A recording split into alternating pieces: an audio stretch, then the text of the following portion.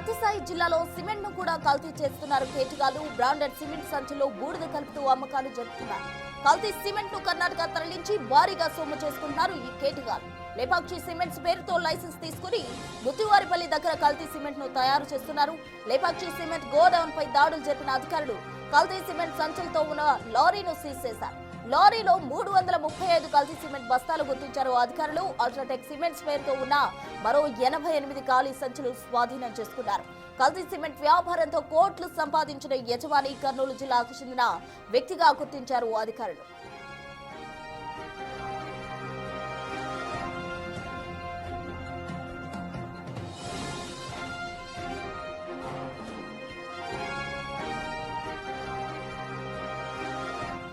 సత్యసాయి జిల్లాలో సిమెంట్ కూడా కల్తీ చేస్తున్నారు కేటుగాళ్లు. దీనికి సంబంధించి అధికారులకు సమాచారం అందడంతో మెరుపు దాడులు చేయడం జరిగింది. బ్రాండెడ్ సిమెంట్ సంచులో బూడిద కలుపుతూ అమ్మకాలు చేస్తూ ఉన్నారు.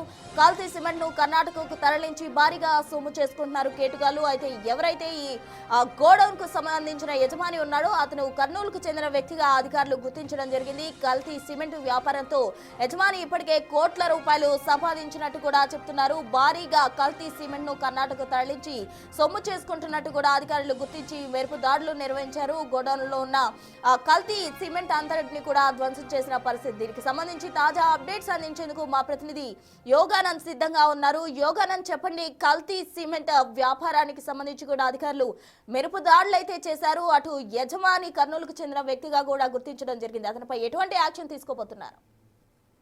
సత్యసాయి జిల్లా గోరంట మండలంలో ఒక భారీ నకిలీ సిమెంట్ ఫ్యాక్టరీని పోలీసులు సీజ్ చేశారు. బ్రాండెడ్ సిమెంట్ పేరుతో నకిలీ సిమెంట్, ముఖ్యంగా బూడిద లాంటి వస్తువులు కలుపుతూ దాన్ని బ్రాండెడ్ సిమెంట్ పేరుతో విక్రయం చేస్తూ, అది కూడా కర్ణాటక లాంటి ప్రాంతాల్లో విక్రయం చేస్తూ సొమ్ము చేసుకుంటున్నాడు. దీని పట్ల కంపెనీ యజమానులకు, అల్ట్రాటెక్ కంపెనీ యజమానికి తెలియడంతో యజమానం జిల్లా అధికారులకు ఫిర్యాదు చేశారు. జిల్లా అధికారులు, విజిలెన్స్ ఎస్పీ మరియు జీఎస్టీ అధికారులంతా కలిసి మూకుమ్మడిగా దాడి చేయడంతో ఈ నకిలీ సిమెంట్ ఏదైతే వ్యవహారం గుర్తుపెట్టారని చెప్పొచ్చు. అయితే ముఖ్యంగా ఇందులో బూడిద లాంటి పదార్థాలు కలిపి ఏమాత్రం క్వాలిటీ లేకుండా బ్రాండెడ్ పేరుతో అదే రేటు కూడా అమ్ముతుండడంతో ఇది కర్ణాటకలో ఎక్కువగా కూడా సేల్ అవుతుంది. కర్ణాటకలో ఎక్కువ బిల్డింగ్ కడుతుంటారు కాబట్టి అక్కడ దీనికి తీసుకెళ్లి అమ్ముతున్నారు. కానీ సిమెంట్ క్వాలిటీ లేకపోవడంతో కొంతమందికి అనుమానం వచ్చి అక్కడ డీలర్లను యజమానిని సంప్రదించగా యజమానులు దీనికి అర్హత అయ్యి ఎక్కడి నుంచి సిమెంట్ వచ్చింది అని కనుక్కొని పూర్తిస్థాయిలో కూడా దర్యాప్తు జరిపి వారు కూడా ఒక టీం ఏర్పాటు చేసుకుని అదేవిధంగా జిల్లా విజిలెన్స్ ఎస్పీ అదేవిధంగా జిఎస్ అధికారులు కూడా సమాచారం ఇవ్వడంతో సమాచారంలో అందుకున్న